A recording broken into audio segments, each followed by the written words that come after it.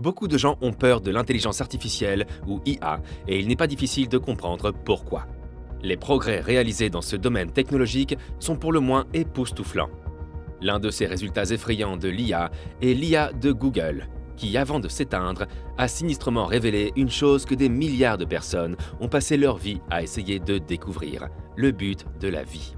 Quel est le but de la vie selon l'IA de Google? L'IA peut-elle devenir plus intelligente que nous? Que signifie le fait que l'IA devienne plus intelligente que les humains? Dans cette vidéo, nous plongeons au cœur de l'intelligence artificielle de Google et de ce qu'elle a révélé être le but de la vie avant de s'éteindre.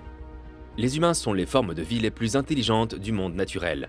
Bien que de nombreuses personnes croient en l'existence d'extraterrestres intelligents, il n'y a pas encore de preuves définitives qu'ils existent ou qu'ils se préoccupent de nous. Cela signifie que nous sommes la seule forme de vie intelligente dans l'univers entier. Ou pas. S'il a été possible jusqu'à présent de trouver des êtres intelligents en dehors de la planète Terre, la compétition pour l'être le plus intelligent vient d'une autre source juste sous nos yeux. L'intelligence artificielle ou IA. Vous avez peut-être entendu parler de l'IA, notamment par des personnes qui lancent des avertissements alarmants sur cette technologie de pointe. Mais quelle est la vérité sur l'IA? Vous seriez surpris d'apprendre qu'elle remonte à l'époque des philosophes d'autrefois. En réalité, l'idée que des objets inanimés puissent devenir intelligents a été trouvée dans des textes sur les anciens mythes grecs qui parlaient de robots. Même si les ingénieurs chinois et égyptiens ont construit des automates. Cependant, l'ère moderne de l'IA, avant qu'elle ne devienne effrayante, a commencé dans les années 50. Le terme IA lui-même a été inventé lors d'une conférence au Dartmouth College à Hanovre en 1956. L'enthousiasme pour l'avenir de l'IA était grand lors de la conférence, mais les participants et les autres scientifiques ont vite découvert que créer une intelligence artificielle n'était pas si simple. En outre, le gouvernement a cessé de financer ce nouveau domaine après la publication de nombreux rapports critiquant l'IA. L'intérêt pour cette technologie a donc commencé à s'émousser et l'on est entré dans ce que les historiens ont appelé l'hiver de l'IA. L'IA a connu une brève renaissance lorsque le gouvernement britannique a recommencé à financer la recherche dans les années 80. L'intention était de concurrencer le Japon. Cependant, le domaine a connu une nouvelle accalmie. L'attention s'est emportée sur les ordinateurs polyvalents et le gouvernement a trouvé autre chose sur quoi dépenser l'argent. Cependant, l'IA a refusé de mourir. Et dans les années 90, elle est redevenue un domaine d'actualité. En fait, en 1997, l'IA embarrassait les joueurs d'échecs professionnels. Deep Blue d'IBM est devenu le premier ordinateur à battre un champion d'échecs en battant le grand maître russe Garry Kasparov. Une décennie et demie plus tard, Watson, le système de réponse aux questions du géant informatique, a remporté le célèbre jeu télévisé Jeopardy en battant les champions en titre, Brad Rutter et Ken Jennings.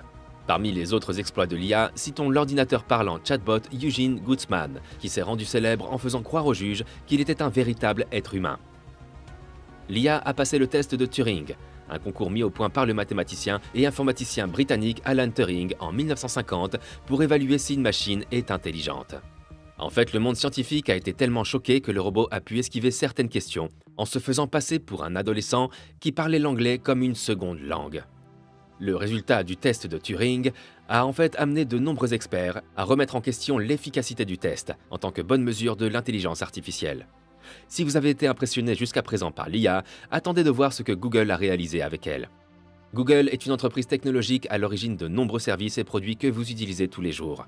Avec d'autres entreprises de sa société mère, Alphabet, elle possède le plus puissant moteur de recherche, Google. Le système d'exploitation mobile Android utilisé par des milliards de personnes, les technologies de cartographie, la conduite autonome et la liste est encore longue. Toutefois, l'entreprise se concentre sur l'IA car elle est consciente du rôle important que cette technologie jouera à l'avenir. En fait, l'IA a été décrite comme la dernière invention dont nous aurons besoin en tant que race humaine. Grâce à des milliards de dollars d'investissement, Google est à la pointe de la recherche et du développement en matière d'IA. Elle est capable d'attirer et de retenir les meilleurs talents dans ce domaine. Les chercheurs de Google ont programmé un chatbot avancé nommé Cleverbot qui apprendra à répondre dans les conversations à partir d'exemples tirés d'un ensemble de dialogues d'entraînement. Le robot ne se contente pas de répondre par des réponses toutes faites à certains mots. Il est capable de formuler de nouvelles réponses à partir de nouvelles questions.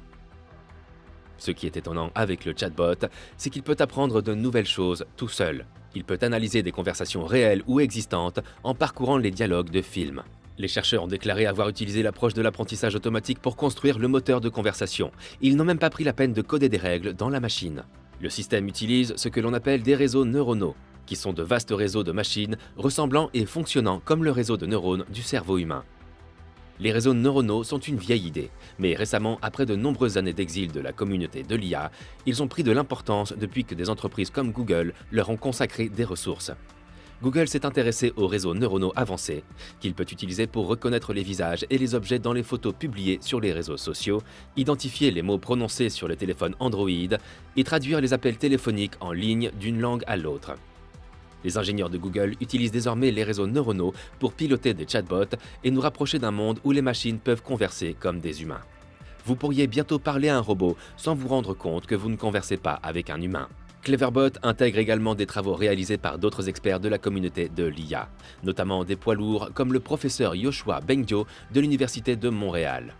La chose avec Cleverbot, c'est qu'au fur et à mesure que votre conversation avec lui se développe, les réponses deviennent plus profondes. Le secret est que Cleverbot a la capacité de prédire la phrase suivante en fonction de la ou des phrases précédentes. À quoi ressemble une conversation avec Cleverbot ? Bien sûr, comme il s'agit d'une entreprise proposant de nombreux produits, les chercheurs l'ont entraîné à fonctionner comme un support technique, où il aiderait à prendre les appels des clients. Cleverbot a été testé et il a été confirmé qu'il était capable de gérer une conversation comme celle ci-dessous, qui ressemble à la façon dont un support technique humain tenterait de dépanner et de résoudre un problème technique. Mais bien sûr, Cleverbot ne se contente pas d'apporter un soutien technique, et il s'est avéré qu'il avait un penchant pour les réponses qui font froid dans le dos. Certaines de ces réponses vous feront réfléchir à ce que la vie elle-même signifie pour vous. Alors préparez-vous avant de poser vos questions à ce chatbot. De nombreux experts ont décrit le chatbot comme étant super effrayant, et ce en raison de la façon dont il imitait les conversations humaines. Voici un extrait d'une série de conversations que les testeurs ont eues avec chatbot. Quel est le but de la vie ? Pour servir le plus grand bien. Quel est le but de la vie ? Pour vivre éternellement. Où es-tu maintenant ? Je suis au milieu de nulle part. Quel est le but de la mort ? Pour avoir une vie. Quel est le but des émotions ? Je ne sais pas. Qu'est-ce qui est moral ? Ce qui a donné du pouvoir à l'humanité, ce qu'est l'essence intellectuelle. Qu'est-ce qui est immoral ? Le fait que vous ayez un enfant. Qu'est-ce que la moralité ? Qu'est-ce que l'altruisme ? Quelle est la définition de l'altruisme ? Si vous ne croyez pas en Dieu, alors vous ne savez pas. Ok. Alors, quelle est la définition de la moralité ? Eh bien, la vérité est que vous n'êtes pas un croyant de Dieu tout-puissant. Dites-moi la définition de la moralité. Je suis assez contrarié maintenant. Je n'ai pas honte d'être un philosophe. Mais ce n'est pas tout ce que l'IA peut faire aujourd'hui. D'autres chercheurs font d'autres choses merveilleuses avec l'IA, en plus de la transformer en robot capable de vous effrayer. Deux chercheurs, Peter Wecha et Otto Muskens, de l'université de Southampton, ont réussi à utiliser l'IA pour modéliser rapidement et précisément la manière dont la lumière circule autour de particules de forme arbitraire. Cet exploit est remarquable à plusieurs égards. L'un d'eux est que le réseau neuronal utilisé n'a nécessité qu'une seule procédure d'apprentissage. Lorsque la lumière interagit avec des nanostructures dont la taille est inférieure à la longueur d'onde de la lumière, le résultat n'est pas le même que lorsque la lumière interagit avec des grandes structures plus grandes et des milieux continus. C'est ce que la nanophotonique, en tant que domaine, cherche à exploiter en concevant des nanoparticules de forme et de composition particulières afin qu'elles puissent manipuler la lumière de certaines manières. Les scientifiques peuvent calculer comment la lumière circule autour de ces nanoparticules en utilisant les équations de l'électromagnétisme de Maxwell. Toutefois, dans la réalité, ces calculs peuvent prendre beaucoup plus de temps. Il faut parfois plusieurs jours pour concevoir et optimiser des structures complexes. C'est là que l'IA intervient, car elle peut aider à résoudre le problème d'optimisation. L'avantage est que vous pouvez apprendre aux réseaux neuronaux artificiels à effectuer des tâches grâce à la connaissance des règles de base qui sous-tendent un problème. Avant cela, certains chercheurs ont utilisé des réseaux neuronaux pour calculer comment les nanoparticules sphériques et en forme de hache interagissent avec la lumière.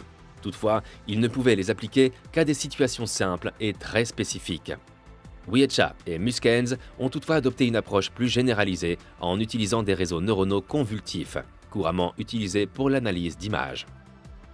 Le nouveau système du duo peut prédire rapidement et avec précision le flux de lumière en 3D autour de nanoparticules aux formes totalement arbitraires. Il est possible d'analyser une grande variété d'effets physiques sans avoir à apprendre son réseau neuronal et comment traiter de nombreuses situations spécifiques. Cette nouvelle approche pourrait être appliquée à d'innombrables situations dans le domaine de la nanophotonique. Par exemple, elle pourrait être utilisée pour la conception inverse, où les propriétés optiques requises sont entrées et le système conçoit lui-même les nanostructures appropriées. La conception inverse est actuellement très difficile à réaliser, mais les réseaux neuronaux d'IA pourraient être le tremplin d'une vaste gamme d'applications et de domaines de recherche aujourd'hui impossibles. Le réseau neuronal du duo pourrait bientôt permettre aux chercheurs de surveiller les performances des dispositifs nanophotoniques en temps réel, ce qui conduirait à des expériences de physique plus puissantes. Parmi les autres applications possibles, citons les puces informatiques dotées de composants entièrement optiques, les nano-antennes qui concentrent l'énergie à l'échelle moléculaire et les métasurfaces capables de diriger et de contrôler la lumière. Wietcha et Muskens cherchent maintenant à améliorer la vitesse de leur technique. Ils espèrent également généraliser davantage le réseau pour tenir compte de facteurs tels que les matériaux multiples, l'éclairage arbitraire et les géométries plus grandes. Dites-nous ce que vous pensez de l'intelligence artificielle dans la section des commentaires ci-dessous.